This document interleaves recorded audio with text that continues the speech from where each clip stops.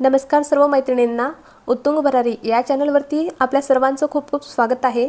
आजच्या व्हिडिओमध्ये आपण पाहणार आहोत अंगणवाडी सेविका व मदतनीस नियुक्ती संदर्भात कार्यवाही करण्याचे निर्देश। आवश्यकतेनुसार नवीन अंगणवाडी म्हणजे 315 अंगणवाडी केंद्र सुरू होणार आहेत आणि त्यात ते कुठल्या राज्यात आणि त्याचे म्हणजे कुठल्या तालुक्यात होणार आहेत आणि त्याची सेविका व मदतनीसांची कशी नियुक्ती करणार आहे त्या संदर्भाची सर्व माहिती सविस्तर माहिती आजच्या व्हिडिओमध्ये पाहणार आहोत।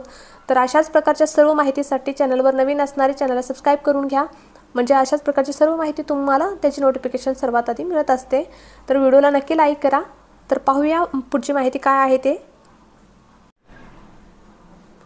तर महिला व बाल विकास मंत्री आदितीताई तटकरे यांनी नुकताच एक महत्त्वपूर्ण निर्णय घेतला आहे, ज्या भागात लोकसंख्येनुसार अंगणवाडी केंद्राची खरी गरज आहे तिथे तातडीने नवीन अंगणवाडी केंद्रे सुरू करावीत असे निर्देश यांनी अधिकाऱ्यांना दिले आहेत। तर यासोबतच या केंद्रासाठी लागणाऱ्या मदतनीस हेल्पर्स म्हणजे मदतनीस आणि अंगणवाडी सेविका वर्कर्स यांच्या नियुक्तीबाबतची आवश्यक कार्यवाही करण्याचे आदेश दिलेले आहेत। तर ते कशी नियुक्ती करणार आहेत मदतनीस सेविका ते माहिती पाहूया। त्या मंत्रालयामध्ये आयोजित करण्यात आलेल्या एका विशेष बैठकीमध्ये आदितीताई तटकरे यांनी विभागाच्या 150 दिवसाच्या कामाचा सखोल आढावा घेतला। त्या बैठकीत प्रमुख मुद्द्यांवरती चर्चा झाली आहे। तर त्यात अंगणवाडी पर्यवेक्षिका म्हणजे पदोन्नती जी अंगणवाडी सेविका आहे त्यांची 10 वर्षानंतरची आता पदोन्नती करण्यात येणार।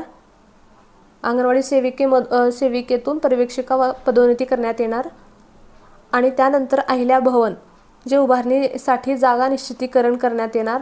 परत विविध बाल संगोपन योजना म्हणजे चाइल्ड केअर स्कीम्स आढावा घेतला आहे। या बैठकीत विभागाचे तर पुण्यात अहिल्याबाई भवन आणि वसतिगृह उभारण्याची सूचना। पुणे शहरात अहिल्या भवन किंवा महिलांचे वसतिगृह वुमन्स हॉस्टेल उभारण्यासंदर्भात तातडीचे प्रस्ताव सादर करण्याचे निर्देश मंत्री आदिती तटकरे यांनी दिले आहेत। तर प्रकल्प जिल्हा नियोजन व बाल विकास समिती